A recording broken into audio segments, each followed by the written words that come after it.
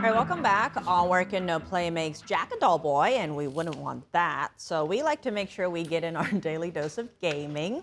Tonight, it's How Wild Is This? I'll serve up a headline from this week, and the panel rates how wild it is on a whiteboard, 10 being oh so very wild, and 1 an afternoon nap.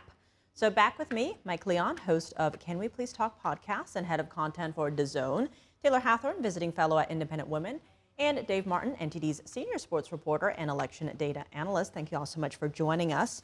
So I have a long intro here. First up, Southern California, San Diego County is facing backlash over its 4th of July celebration plans. That's after El Cajon Mayor Bell Wills posted the scheduled events online. Now, the lineup devotes hours to spotlighting various racial and ethnic groups, plus about 30 minutes for the LGBT community, but includes almost no time celebrating America's greatness or its founders.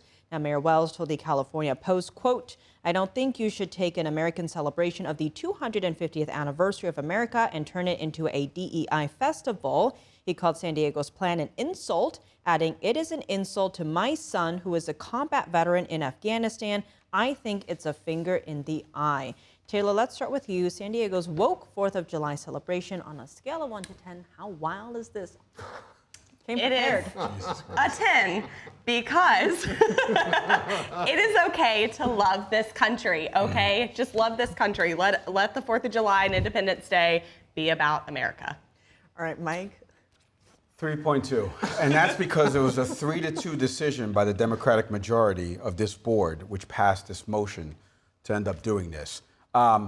First off, we have to come to grips with some of the things that have happened in this country that don't make it that great. I know we want to talk about the founding fathers. Some of them owned slaves. Now, I agree with you. Celebration, fireworks, do we need that historical lesson that day?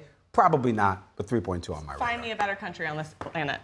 I don't argue with that. I live here.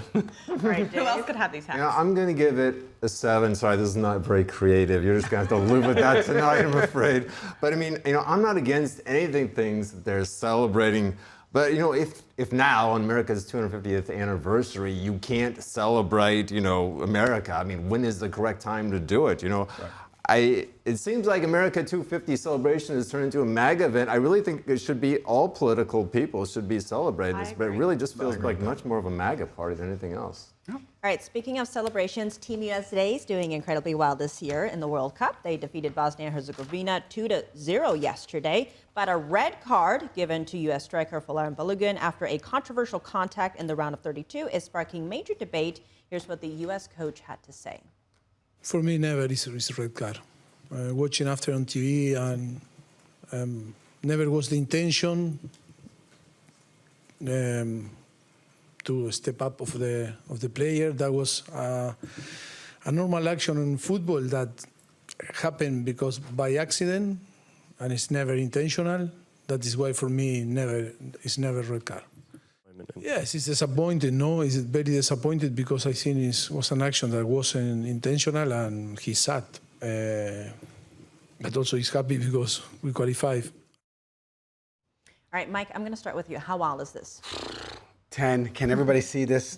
This is 10 with a bunch of exclamation points. I wish I could put 10 exclamation points on here.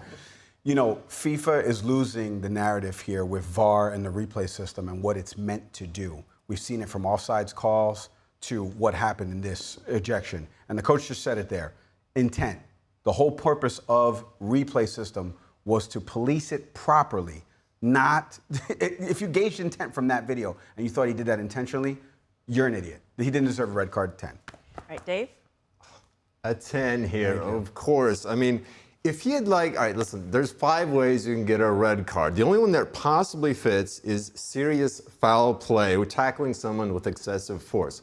If he had raised his leg and then stomped on the players, that would have been excessive force. It was not. I mean, that is a serious thing too. The U.S. had to play a man down for the final 36 minutes.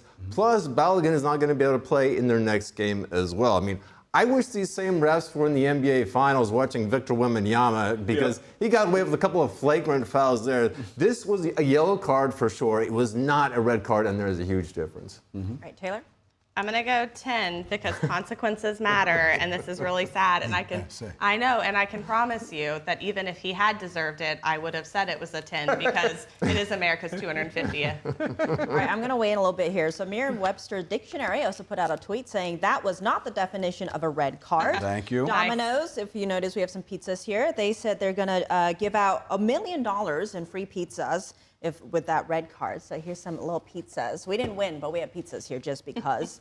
And then Marco Rubio, Secretary of State, was also asked about it, and he said they got screwed with that red card. There needs to be an appeal process, but it's probably too late for that. So let's move on, because here in New York, Madison Square Garden is in the headlines because Taylor Swift and Travis Kelce are expected to hold their wedding celebration just blocks from here, starting tonight, actually. So Forbes estimates that the Swift-Kelce wedding will cost at least $20 million. So Dave, let's start with you. How wild is this? You know, I am going to give this a big old boring 9 again here. Now, the only reason I'm doing this is because this seems like it's Travis Kelce's wish. I mean, they're at the world's most famous sports arena. Kelce, of course, is a major sports star. Plus, you know, this is kind of like very, you know, practical for travelers. You know, everywhere you've got Penn Station right underneath. All trains and subways go. It's very practical. It seems like, you know, the man kind of overruled the woman on this. I would think Swift would have, you know, some kind of beautiful outdoor event. Maybe they're having some like reception somewhere, but they spent like $20 million on this. So that's the only part I found a little bit wild about it. All right, Taylor. All right, I'm gonna go 7 to 8 degrees because I know the inside of that arena is not gonna be 78 degrees like Mom Donnie wants the rest of the city to be. So, you know, it was in there. But I also think that this is just not a big deal, and also I think that this is the tackiest place to have a wedding. I do not care how expensive this wedding is going to be. You have access to quite literally the entire world, and you chose somewhere that connects to the subway. I'm out. Yeah. Right, Heard a lot of that from my wife's text chains. 1989, in honor of Taylor Swift, one of her albums. 1989 in terms of how much we're talking about it. 0 in terms of Mike Leon caring about it, because I agree with you. Celebrities spend money on frivolous things. This is one of them. She wanted to do it here. Who cares? Jeff Bezos got married in Italy and shut down an entire block and roadway and stuff like that. I don't care. It doesn't affect my life. But for Taylor, happy for them, even though I'm a Raiders fan and hate Travis Kelce. They also want to add they have donated a lot. They've donated approximately $26 million to at least 20 charities this week, about 9 food banks, an animal cruelty organization, 7 educational programs, and 3 children's hospitals. So maybe they're the real winners here. Now, we could have been celebrating July 2nd instead of July 4th. Here's why.